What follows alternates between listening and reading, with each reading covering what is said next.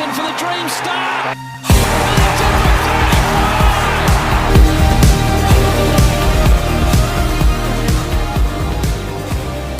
Welcome to another episode. My name's Dean Vassy. You can find me on X at #Kangas, Instagram #Kangaroos podcast. Tonight, I'll welcome back on an Easter Sunday, Frank the Tank Descalzo. Frank, welcome to the show. I'd like to think it was better circumstances, but this is a very bleak time for the football club, isn't it, Frank? I mean, we've been supporters for a long time now, and I don't think it's ever been this bad, has it? No, it's never been this prolonged, I think. And there's been pockets where people have scratched their heads and wonder where we're going. But I think this sustained period of 5 or 6 years with really no light at the end of the tunnel would be the most prolonged period of just bleakness. Yeah, I mean, there's a lot to dissect, and we'll just touch on the game. There's no point going through it too much. We were there. The supporters were there. We got a shellacking. I mean, I guess the disappointing thing, Frank, is the biggest stage of the year for the club, and this is what we put out. I mean, that was an embarrassing performance by the players in the weekend to the highest degree, Frank. I didn't think this was a chance that something like this could transpire at the start of the game. I actually thought we were a chance to win the game, but to put out that's garbage, isn't it? Well, I thought the Sydney game really left me flat because I had the same type of feelings leading up to it. That it was a real chance for us to make a statement at home against an interstate side. And then again, on Friday, I felt the exact same emotions going to the ground that I thought this is where, everyone's watching. It's a sold-out game. We've really got a chance to show the people that we are turning the corner, and we did the exact opposite. In fact, completely embarrassed ourselves under the public spotlight, which was the absolute worst result. I could have probably lived with a 1 or 2 goal loss in a ultra competitive game, but that was just beyond humiliating what they threw up after half time. I mean, outside of probably George Wardlaw, Paul Curtis, Luke McDonald tried. I'll give him that. He was trying to get the crowd involved as well on occasions. But, outside, probably Curtis and Wardlaw, there wasn't anyone else that could say, I'll beat my direct opponent, or could even hold their heads up high walking off the field, Frank. And it was almost an indictment on our midfield team, because as soon as George Wardlaw came on, you could feel the shift. You could see the different level of energy that he brought with him when he came onto the ground. And it made you sort of sit back and go, well, what are the other people doing? Because he just stood out. From the moment he stepped on the ground, his effort and his defensive pursuits and his energy was just, there was daylight between him and the next midfielder, which makes you sit back and think, what's going on there? No, 100%. Like you can't question anything about him, considering it was his first game back from a long-term injury or hamstring. I think he had 16 possessions in the first half, faded in the second half, but that's expected. And we certainly can't put any blame on him. And Paul Curtis has really been a shining light and very consistent performer throughout the course of the year. I think Inflatable Cactus came in before with the bleakest time since that noble loss in Brisbane. That's going back a long time ago, but I feel like this is even 10 times worse than that. I want to go back to selection last week, Frank, and a lot of people were talking, why was Riley Hardiman dropped? He was the only player that came out of the team. He's been a sub last 2 weeks. It seemed an easy option to drop him, whereas players like McKercher, Tucker, and a few others seem to be getting away with whatever they want out on the football field. I thought, well, they see things inside the 4 walls that we don't, which is fair enough. But, boy, they seem to set a standard for some horrific performances by individuals who were under the gun. There's no message here, Frank. No, I agree, Dean. And I spent the afternoon in the lounge room doing a few things, and I had the VFL stream on from down at GMHBA, and I watched Jack Ginnivan running around for Box Hill, and there's a premiership footballer who's playing at a club that is, doing reasonably well. But the standard is, if you don't perform at the level that we want, you play in the twos. Whereas at the moment, our standard seems to be that if you have a go for a quarter or two, that you'll hold your spot. There doesn't seem to be any real kind of emphasis on playing a 4-quarter game and valuing your spot in the team. And I think that's part of why we're getting the results we're getting. well, I haven't seen Melbourne drop Fritsch and Van Rooyen. Yeah. The other Thursday, and they performed very well on Saturday afternoon. So it's probably set the standard there. But another thing, I think Frank is we're mentally weak. They are frail. Our teams know that now. They talk about me being mindful. I think even Nick Larkey sort of said that they've got a mindful coach, but it doesn't seem to be working. And the minute adversity strikes, like it did with the midfield early on in that game, they crumble, they become rattled, and look for a hole to bury their heads in. I'd love to be playing against North Melbourne right now if I'm an opposition coach and player, because I know they will crumble under the slightest bit of pressure. Oh, yeah, Dean, I agree. I think that once we seem to be completely unable to shift momentum. We have to wait for a quarter or a halftime break or something, and then judge what the other side's doing to sort of gauge whether we're going to push through or we're just going to completely fade again. But during quarters, we seem to be unable to shift momentum or to do anything different to arrest momentum and just go, look, let's just break even. And sides pile on goals against us. We're, I think, still probably one of the worst teams for goals in stoppage time because we can't seem to run out quarters. They just look really mentally frail at the moment. It's hard to work out what they're going to do to arrest that. But at the moment, I agree, Dean. I think we're one of the weaker sides out there mentally. I mean, I've never I think I spoke to you off air about this, and we've been following the club for a long time during the premiership era, even before that, late 80s probably, and so forth. But I've never seen a team this bad from representing the Jumper. I mean, they are soft, and that first quarter showed it. That midfield was pathetic. There's no sugarcoating that. And I've never seen a team this bad in all my life. Have you even seen anything this bad over the course of your North Melbourne days of following the club? Oh, look, I've seen some pretty average teams. I know, like in the early 90s, we had some pretty bad. We had some bad seasons and bad patches. I think I remember was it 90 or 91? I think we lost 3 games in a row by nearly 100 points. And that was early in the year, I remember. Yeah, that was really early in the year, and that was kind of left a lot of supporters scratching their heads, thinking, "Where are we going?" But as I said at the start, this is probably the longest sustained period of very, very average football that I can ever remember. There's been bad pre-seasons, there's been bad months and stuff like that where we've got some hideous beltings, but we've always kind of been able to regroup, and within a week or two, we're playing competitive footy. But this one seems to have gone the longest I can remember, and it seems like week by week it's actually getting worse. Yeah, I didn't think it could get any worse, and it probably was towards the end of last year, those last couple of rounds. And I thought we'll pass this, Frank, too. It was only a month ago. We were talking ourselves up against Melbourne. We beat them by 10 goals, and I thought, we're starting to turn a corner. All these players we brought in, Darling, Daniel, Parker, they seem to be having an influence. And within a month, it's all fallen apart again, Frank.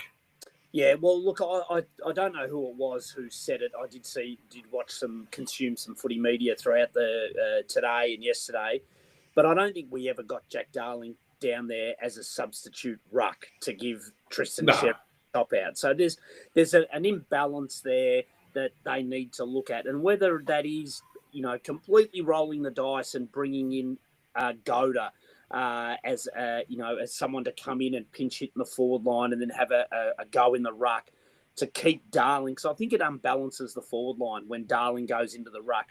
We lose control of the centre square and Larkey becomes the sole tall forward again.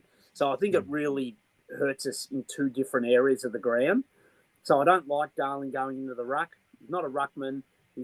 That's not why we brought him down there. So I think he's probably starting to see a bit of fatigue there with what we're asking him to do. And then I think, Dean, it's like that. It's kind of like the flu.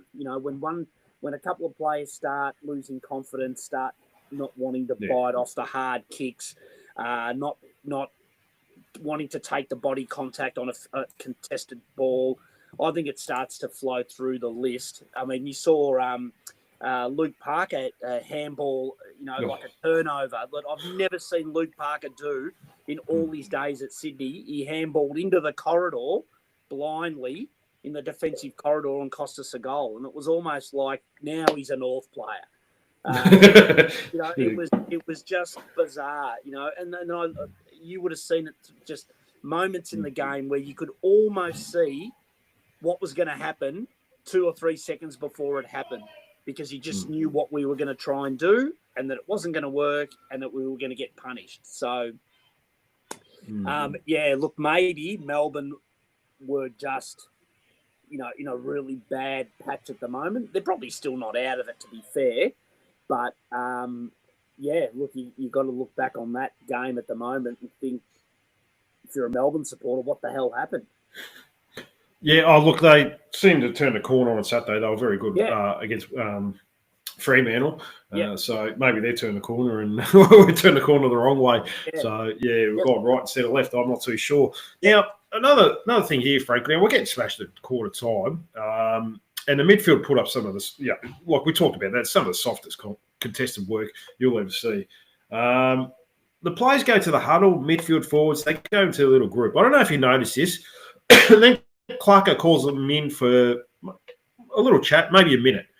Body language of players looks defeated. No one's talking. I think the midfield deserved a spray, and it felt like a message of nothing. The players broke from the huddle, just dropped back to their positions. No one was speaking. You look at Carlton, they were up. Everyone was communicating. They stayed at the huddle an extra minute than we did. They leave the huddle and their groups are chatting to each other, communicating. Whereas we look like we just wanted to clock in and clock off and get paid to do a job. It's just rudderless, soulless, and every other negative superlative I could find out there, Frank. And what made it worse was the following it wasn't long after that I watched Richmond go around and, player for player, I believe anyway, we have far more talent on the list than they have. But their level of energy and even aggression that they brought out there as a young list just made us look like absolute amateurs. And I think if we played them next week, they would beat us by 10 goals, Richmond. The way they're playing and the level of energy that young list is bringing onto the ground is just daylight away from what we're doing at the moment, which just seems to be, like you said, we seem to be going to our positions for the 6-6-6. If we don't win the hit out, we wait for them to score, be it a goal or a point, and then we regroup from there. But the energy just seems completely gone. And in a way, Dean, I think it's a bit reflective of where Clarkson is as far as like the way he's coaching. He doesn't seem to have that anger or venom or that fight in him that I think we all thought he would bring from his days at Hawthorn. He really seems confused. No, we'll definitely talk about him very soon. Another issue is, do we deserve to keep Good Friday now? You could get Essendon versus Carlton, and the crowd is doubled. We haven't been competitive for a while on Good Friday, and I can't see that changing next year. It's a business at the end of the day, and if AFL can make a lot more money and get a bigger crowd, I think it's an easy decision, Frank. I mean, we're a real chance to lose this game now.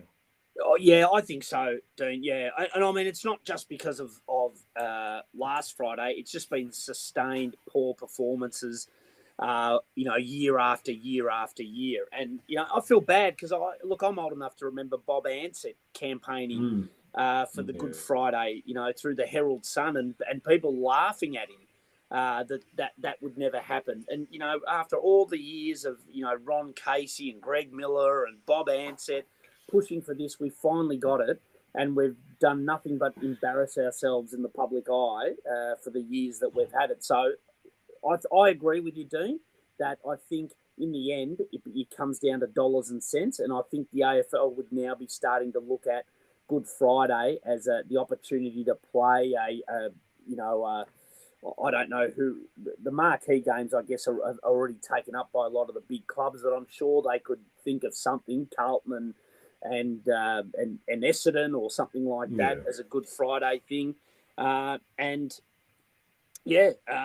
only got ourselves to blame, but I think we are definitely a real chance to lose it, unless we could reverse the form in the back half of the year and make them, go, okay, look, that might have been a glitch, and they've found some form. But the way we're going at the moment, I think we'd be every chance to lose it.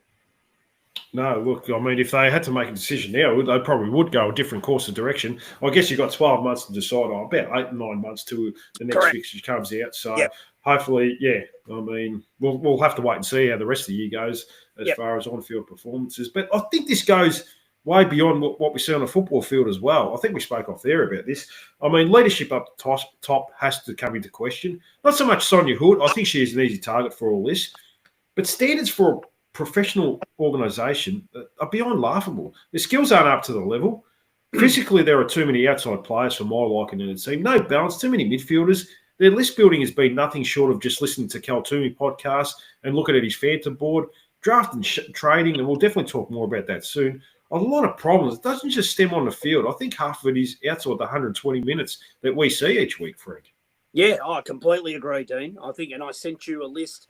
You did, in the team where me personally, I think under the stewardship of Clayton and Rawlings, I think what we've really, really failed at is trying to find anything beyond the first round pick, which, like you said, you could go off Cal Toomey's Phantom draft to pretty much pick your first round because he just about gets them spot on. So it's not a trade secret on any of the first rounders we've picked. It's the inability to pick anything in the second round or the third round or the rookie draft or the mid-season draft that's really mounted to anything substantial that's left us very top-heavy with midfielders.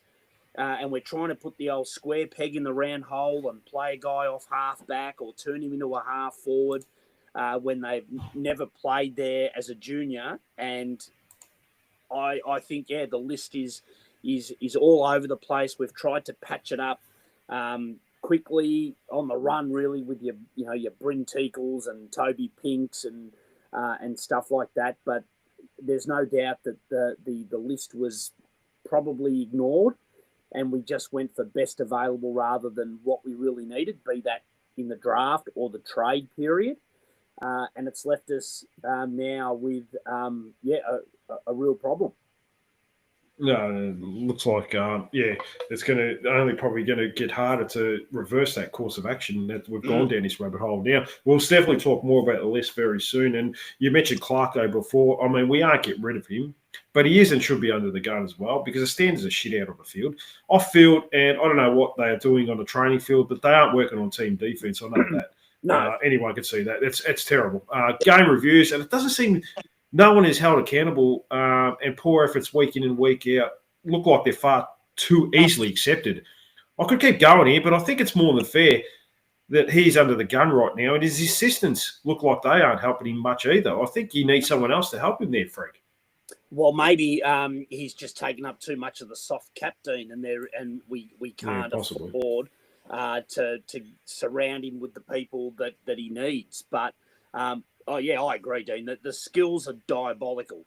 There's no doubt about that. Fitness wise, I'm sure there'll be people that come out and say. I think Jack Darling came out and said, he was amazed at how fit we are. But statistically, it doesn't. That isn't reflected on game day because, as we've touched on, we get scored very heavily against in the dying 5 minutes of every quarter, which suggests that that's probably a problem with fitness or mental fitness as well. There's definitely been either they've got the wrong skills people, Dean, or they're not listening to the skills coach because they've been awful. Yeah, I'd like to know what goes on inside. I'd like to be a fly on the wall, Frank, is when they do game reviews because, there's been, if you go on Twitter, Instagram, whatever you want, you see people putting up posts of this is what's accepted. These players not chasing, not working hard enough defensively, not in the right positions. Ricky did another great article about team defense and how poor it was. And unless that fixes, then nothing else matters. It's just, unbelievable at the moment. And, we're making this a very negative podcast, but it has to be. I mean, at the end of the day, there's not much positive to come out of the last few weeks. And, we might as well go to, talk more about the list build. You already mentioned the draft and outside the first round, They might be looking at Kaltumi's draft board. He might as well do the draft if you're going to just, if you're not going to have people doing their jobs properly. They've just drafted mids, and you can get mids in the later drafts as well, in the later picks as well. So you shouldn't, go for them too early. I think the key pillars, small quality forwards, are where you find the game breakers. But it hasn't just been a draft, Frank. I mean, even in the signing of free agents, I think that's been quite poor, giving them long-term contracts. Zach Fisher, average players that weren't getting a game somewhere else. Griffin Lowe couldn't get a game in his last year at Fremantle. He was playing as a forward. Darcy Tucker couldn't get a game at Fremantle. Dylan Stevens couldn't get a game at the Swans. They were happy to give him up for a third-round draft pick, and you can see why now. He's an average player at best. We're giving him long-term contracts as well. Callum Collins-Jones, I could keep going here, Frank. I mean, that's another part of the problem as well. Yeah, agreed. And I know people say, you've got to pay overs when you're down the bottom.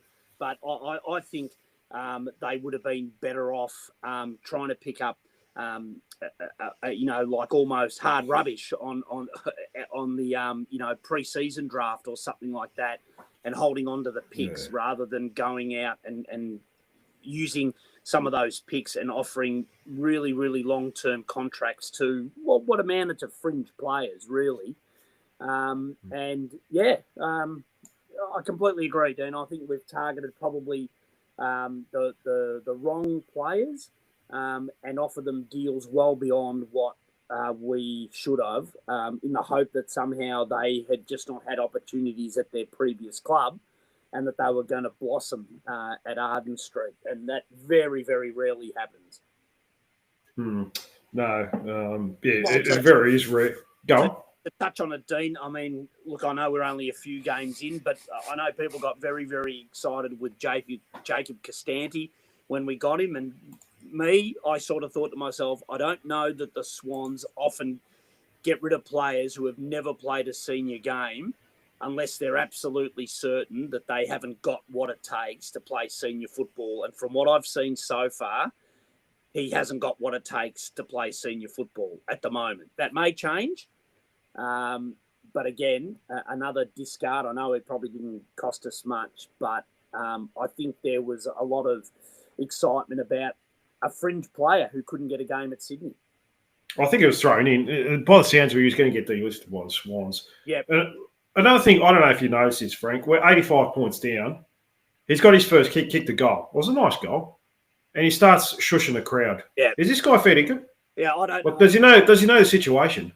I actually thought someone had superimposed that footage from another game, but it was actually the game on Friday night. I couldn't believe that. What on earth possessed him to shush the crowd when we're 86 points down is just, mate, it's mind-blowing. But and that's got to be part of the review as well. You've got to sit. The coach has got to sit down and put him into line. I think to myself, Dean, would Sam Mitchell accept that? As the right behaviours, I don't think so. With Chris Scott, accept that, not likely. But we don't know yet. But it wouldn't surprise me if the only change next week is Fisher. He's done a hamstring as well, by the way. It's interesting.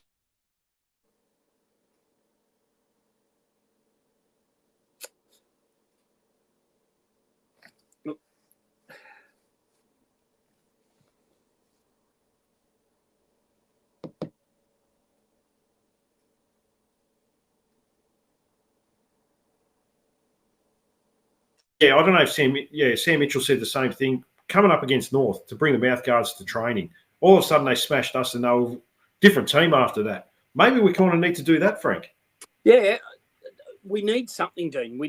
I think our selection is unimaginative and predictable. I think our standards are a bit the same. And our game plan probably falls into that category that it's all very non-exciting and very one-dimensional. And it probably starts at the selection table. But, there doesn't seem to be any real consequence for average performances. And so you keep getting average performances and below standards from your team. So as much as I'd love him to come out and say, look, it stops this weekend and that's what we're going to see now. I want to see a nastiness, a competitiveness, and I'll pick the 22 guys that will deliver it. I just don't know that that's the direction he's heading in. Are you worried about him? I am. Clarkson? Yeah, Dean, absolutely I am. I as you've said, and I think we've touched on, we're not getting rid of him with 2.5 years to run on the contract. But I think with the media blowtorch, I think it's only going to keep getting turned up. I think we're probably on the end of another 15-goal belting next week to Port over there. Right, and so they're not going to ease off on that. I really feel that a guy who has admitted himself has gone through a lot mentally in the last few years with the racism saga and all those things. I'm really worried how much of this he can continue to take. And not only that, at the press conferences, he looks defeated. At press conferences, he doesn't look like he's got the answers. He seems to be scratching his head as much as the supporters are. It looks like he hasn't slept for about 6 weeks or something like that. He looked exhausted the other day, and it's a draining job. Yeah, he looked exhausted, Dean. He absolutely looks exhausted. He looks like even answering the questions are tiring and grating on him. Whereas I think back to the era, I know he was a younger bloke and hadn't gone through a lot of the stuff that he's gone through in the last few years, but he was hostile at press conferences. He was hostile at the huddle.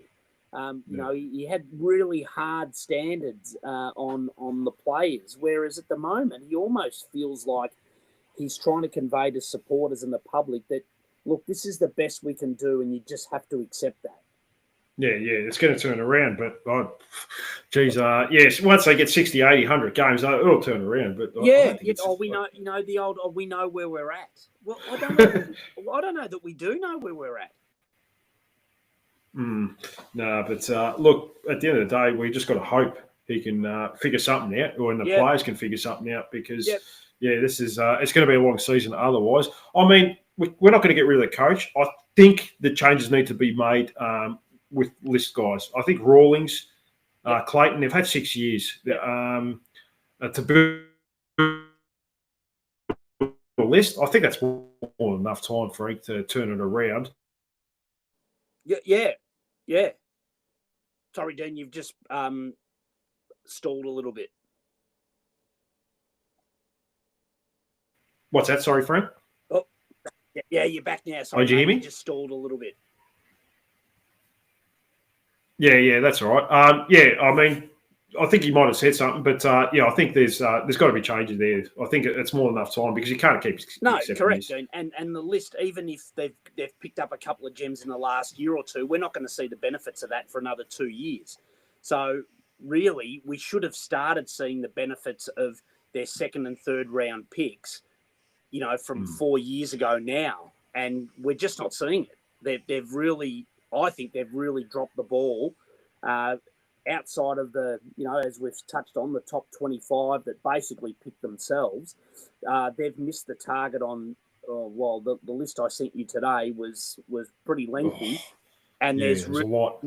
There's Paul Curtis on there, which you give a tick to. And then maybe Josh Goda, unknown. And it really sort of stops there. No, it does, unfortunately. I mean, even going back to Jason or Francis, I think you might have talked about that today in the group message.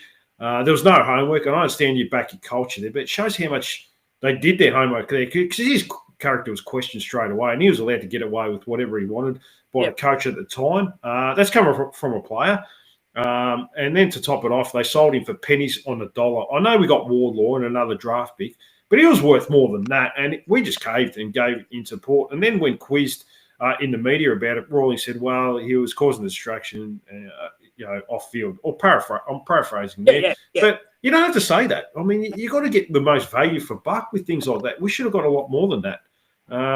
And we should have known what he was like before we drafted him. I mean, that probably shows the professionalism and what research they did with someone like a player of that quality. Yeah, the fact that Adelaide offered a king's ransom and Port didn't even offer us a third-round pick for him leading into that draft would probably have made you think, well, what's going on here?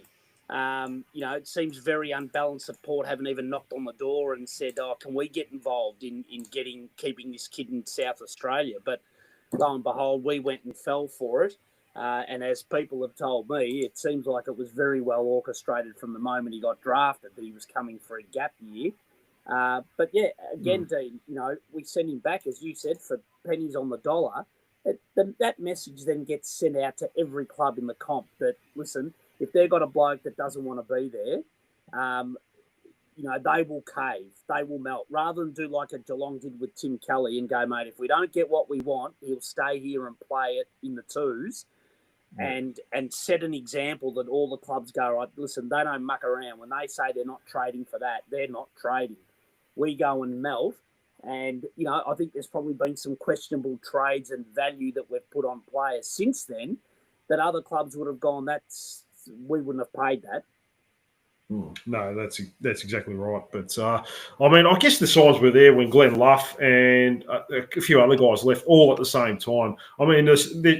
That should have been a sign to go then if people like that are leaving. It can't be a happy work environment if you 3 of these 6 employees you have or leave all at the same time. Yeah. That was always a danger sign. Alarm bells. Yeah, that something was wrong there. And I've seen nothing to suggest that, anything has changed. So, yeah, in a nutshell, Dean, I completely agree with you. I think that there has to be some changes made there at list management level. And, Dean, put it this way. If Brady Rawlings became available at the moment and took the resume that he's put together at North to another club to become the list manager, how many clubs do you think would seriously look at taking him on? No, there'd be 0. Yeah. There'd be 0. Yeah. No, exactly right. His resume would be effectively bottom 2 for the last 5 years and looks more than likely another bottom 2 finish now, unless things drastically change. So his resume is awful. No, and that's right. And we don't even have our first round draft pick this year as well, Frank, which makes it 10 times worse. Someone made a very good point on X, I think it was.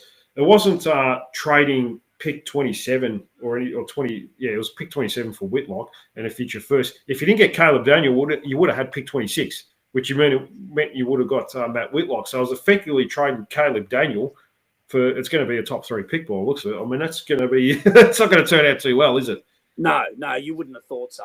No, absolutely not. It was probably now.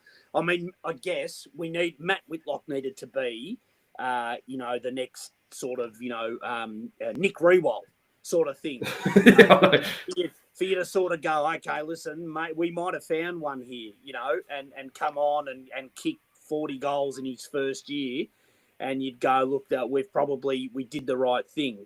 At this stage, you'd have to say it doesn't look like that's the case. And so it looks like we've probably flamed a top 4 pick for, like you said, Caleb Daniel. Yeah, like as well. I mean, he seems like he's going to be a player for the future. But the price of the trade, I mean, at the end of the day, there's more chance of it going wrong. The best case scenario is that you can break even with a trade like that. So that's the best case. Yeah, I agree, Dean. The risk versus reward is weighed far too heavily on our side on all those trades. And we could keep talking about this. We haven't even talked about trading away Ben Brown for nothing, and a number of others. I mean, we can keep talking about that. And at the end of the day, I think you've got to make a decision on him. You can't keep going down the treadmill of mediocrity. Now we move forward, and I'm sure. They'll talk about a response this week, but I can't see them getting within 10 goals of Port, Frank. They might start off okay for about the first 10 minutes, but then the resilience breaks and the floodgates will open. Port Adelaide looked okay today. Last quarter they faded a bit, but I just can't see them getting within 10 goals this week. Mate, I think the Port Adelaide Magpies would probably push us away from playing at the moment. Don't even worry about the power. No, we won't get within 15 goals of them unless it's torrential rain and it ends up being, 12 goals to 4 or something like that, we won't get within 15 goals of them. You can bet that Jason Horne-Francis will find an extra gear. And nobody loves a soft kill in front of their home crowd more than Port Adelaide. They'll be queuing up tonight to get front row seats to the bloodbath. So you could just about write this one off for next week and then regroup and try to minimise the damage. But no, I just could not see us getting anywhere near Port on the current form. And what you've said, Dean, is exactly what will happen. There'll be a bit of resilience for the first 10 or 15 minutes. We'll give away one or two really cheap goals on turnover, and we'll completely crumble, and it'll be one-way traffic from that point onwards. No. We could almost write the script now, to be honest with you, Frank. A few people have come into the chat. Dazzy Kays, he came in before. Clarko doesn't trust the playing list by the looks of it to make major changes next week. I'm not too sure if he does or not. And Inflatable Cactus, very few players older than Sheezel will have a tilt at the next flag. Simpkin, McDonald, Tucker, Fisher, Zerha, the list goes on. I don't think we're very close to a flag right now, Frank. I can't even see it in a few years' time, even with Sheezel there. No, Dean, and you're taking on a few of those, everyone has said it, LDU, Simpkin. I don't think our game style suits what they bring to the table. They're sort of evasive, explosive type footballers, and we're asking them to sort of slice and dice a zone with 30-metre kicks. And Simpkin, LDU's no good at it, Combin's no good at it, Core's no good at it. Lukey Max dicey at best with those 30-metre kicks. I think we're trying to get them to play a game style that just doesn't suit what they've got, what they bring to the table. And that's why I think we get scored on so heavily on turnovers. Again, I think in the third quarter, Simpkin made a horrible one midway through the third quarter on the wing, which they basically walked in for a goal from a free kick, I think it was, or a mark that he took at half back. It's not a game style that brings out the best in the players that we've got. I'd like to see more of a fast moving game, and we'll get scored against the other way, but we're getting scored against anyway. we get scored against anyway, so why not try and put the opposition defence under pressure with quick ball movement, rather than trying to pick our way through a zone that inevitably we just hand the ball over when everyone's forward of the ball and the back line gets, ambushed. So if we keep playing the style we're playing, Dean, I agree. I don't know that there isn't going to be too many there that will be standing on the podium if we ever get to do that again. Look, I just want to worry about the immediate future and not worry too much about what's going to happen in 5 years' time. Because, look, I mean, I guess the fear I have as well, Frank, is that, it's all good and well doing a bad, rebuild that's going to take a few years. You're going to be bottom 3, bottom 4.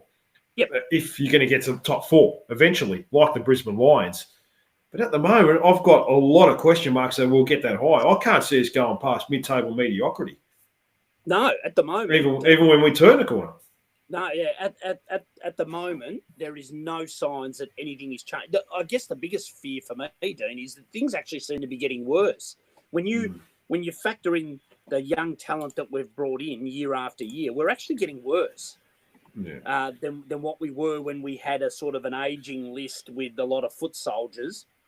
We've kind of removed your Josh Walkers and your Flynn Perez's and guys like that, with players that you think on paper are superior in the skill set that they bring, yet we're playing equally bad, if not worse, football than when they were there. I'll take Sean Atley, Jamie McMillan. I'll take them all back right now, to be honest with you, Frank. Those boys, they were good foot soldiers for the club. But when people were going, those guys aren't at the level, right? We went and got young kids that we all thought were at the level, and somehow we've brought them back to the level that those previous guys were playing at, but yet far more sort of valued on the draft table, and yet somehow we've drained all the talent or the skill set or endeavour out of the kids that we've brought in. Even Sheasel on the weekend, Dean, 9 kicks, 23 give and go handballs, the creativity that he had earlier on in his career with his kicking and stuff, it's all disappeared. Yeah, another thing was like 3/4 time in last quarter, let's just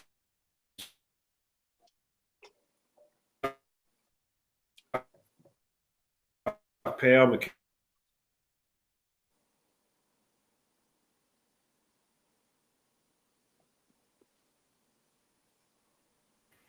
Oh, I think you lost me. I'm going to. Sorry. Yeah, sorry, Frank. Yeah, got you got me there? Yeah, sorry about that. Look, I think, last quarter they were sort of putting Power, McKercher, Sheasel on a half-back flank just to get cheap messages. I think that's sending the wrong message, Frank, to be honest with you. Yeah. I know that the whole Fisher thing happened and they probably had to recalibrate a little bit, but again, we're not addressing the issue. The issue was that I would have liked to have seen Zurhaar go into the middle for a couple of bounces, right? Just to mix it up and put a bigger body in there and see whether a more physical sort of midfield may have shifted the balance a little bit. But, we just didn't really sort of try anything. It was just like, at some point, we've got to win a centre clearance, statistically. Yeah, and that's what law of averages. Yeah. Law of averages, it was like at some point we're going to get a centre clearance. And eventually we did. But it was like one for every 4 of theirs. And we really didn't kind of try anything different to try and address it, which was, really disappointing. No, it was. We could keep talking about it. I mean, moving forward to this week, look, I kind of, I want Geordie Payne, Finbar Maley to almost debut, but I kind of don't as well because I think it's going to help throwing them into the Wolves where they just set up for failure. Similar week, like a few weeks ago. How do you feel about that? Oh, I agree, Dean. I think they're going to put Geordie Payne in. He'll line up on Bergman, who's probably going to be the All-Australian half-back, and he'll completely destroy any confidence that the kids build up in the twos. So, I don't. Yeah, I'm a bit the same. Like, I think we need to make changes, but I feel sorry for the guys that'll come into that, environment, and in all likelihood, just have their confidence pulled apart. No, and I'm not too sure how they go about that. I think it's a bit. I actually don't want them to play this week. I almost want to protect them a little bit. Let the senior players and so forth cop the whack when we probably do get smashed. Yeah. But we'll see how we go. Well, it's been a very negative podcast, Frank.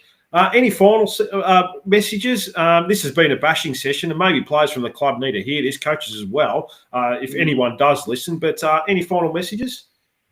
Well, look, Dean, I think we live in hope that something will turn around. But at the moment, I've sort of preparing myself now for another fairly average year.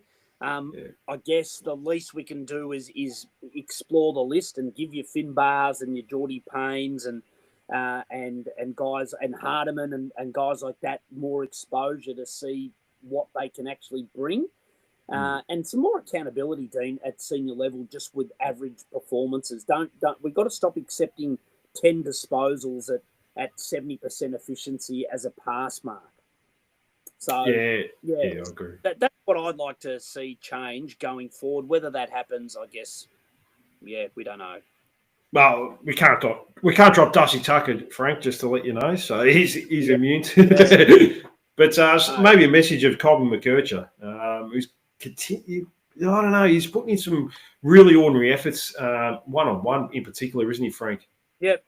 Yeah, absolutely. But Dean, you and I both know it'll be Will Phillips for Fisher, and that'll be about the only change that happens, I suspect. If history would going by history, but there's been some very, very ordinary performances. But I will say this, Dean, I feel sorry for anyone at the moment playing in that back line. Because they're getting inundated with, I think our forward pressure, I think, for the game was 157, and the league average is about 175, right? So heaven help anyone in that back line when the ball's coming down the middle or wherever it's coming down, because I suspect it's coming down with the opposition doing whatever they want. And so I can see how the back line is all at sea and has lost its confidence and doesn't know what to do. But at some point, you've got to go, look, the effort you provided on the weekend isn't up to what we want. And like a Bailey Fritsch or a Jack Ginnivan, go back into the twos, get your confidence, and let's get you back in here when you've built up that ability to believe you can contribute again. Well, I think Costanti should be the first to go after celebrating correct a goal, 86 points down, telling the crowd to sure show. I mean, that's embarrassing. And Dean, I mean, I don't care if he'd had 25 disposals and did that. It's just not the right message to send when you're so far behind and celebrating like, well, as long as I kick a goal, that's all that matters. Right. And the fact that he'd hardly touched the ball up to half time just further shows how sort of out of whack what he feels a successful effort on the field looks like. Do you know how many kicks he had for the game, Frank? I think he had one at half time and he kicked a goal, so I'm going to say 2. Well, apparently he only had 1 kick, 3 handballs for the game. So he had 2 possessions last week. Maybe he'd had a handball then, because I do remember looking it up at halftime thinking he's been completely unsighted, and maybe I looked in the wrong column. I thought he'd had a kick. But, a handball and a couple of handballs and a kick. Yeah, I mean, how could you in some way or another tell the reserves guys, you're not getting a game because of this performance? Yeah, and just running around, putting a little bit of pressure on. Anyone can do that. Me and you in the crowd could do that, Frank. So, no, you'd be the first port of call. And just based on what he did. And, shut your mouth and actually get some possessions that contribute to a team. So, not to bash him, but that's just immaturity at its biggest. And, you should, and you've got to send a message, and sometimes send a message to that player and sort of say, these aren't the standards we accept. And, you move forward. Well, we had Geordie. I watched the twos. We had Geordie Payne and Cooper Harvey kick some goals. Had a hard-fought win. I've got my doubts on not so much on Geordie Payne because I haven't seen him. Cooper Harvey's had a couple of goes. I don't know that he's got the tools. He hasn't previously had the level of energy that makes me think he's going to be a permanent senior footballer. But the kid's gone back. He's kicked 3 goals. You've got to reward that effort in the twos. Otherwise, people just, I think, start to give up, thinking that doesn't matter what I do in the reserves, I won't get a game. So I think it's important to reward one or both of those boys next week. But again, as we said, Dean, I'm fearful that sitting them in the forward pocket over at Port, you may need to give them a jacket because it could be a cold, barren day there. But let's see what happens. Yeah, look, you're almost setting these players up for failure. These half-forward flakers and forward pocket players are the way we're going. So, especially when you're probably going to think we're going to have 30, 35 forward entries. But at the end of the day, we still follow them, we stick with them and go to the games because it's what we do, Frank. It's easy to jump off and not go through challenges, but we show up and hope it turns, don't we? Yeah, well, listen, Dean, while we're talking, just so that it's time-stamped, Sam Darcy seems to have suffered a rather nasty knee injury while we're talking in the St Kilda Bulldogs game. So we hope that, for the Bullies' sake, that isn't what it looked like. But anyway, I'm sure that'll be covered in the Western Bulldogs podcast somewhere down the track. But for us, let's just hope that. Mate, look, I'd almost accept an 8-goal defeat on the weekend as showing some sign of form reversal. So let's hope that there's something there. No, that's it. And we can show a bit of fight and a bit of heart and a bit of shin bone of spirit. That's what we want, Frank. We haven't seen it for a very long time. Frank, correct. I really appreciate you coming on this Easter Sunday. I know it's family time. I've eaten far too many Easter eggs over the last few days. Thanks for coming on, having a bit of a bitching session with me. I really appreciate it, Frank, and I'm sure I'll chat to you next week. No, I appreciate it, Dean. It was the only thing that got me through the weekend was knowing that I could come on here and vent. on Friday. No, that's good. No, I really appreciate you coming on, Frank. It's good to always have you on regularly again. So it's been really good. And thank you to all your listeners as well. Might be back this week. I'm not too sure. Thursday evening is a busy night. I'll be at the Demons versus Richmond game on Thursday night. My son is doing Auskick at half time. So I'll see maybe Wednesday. Don't know. Give a thumbs up, subscribe, leave a comment, tell your mates and whoever about it. But that's it from me. Bye for now, and go Roos.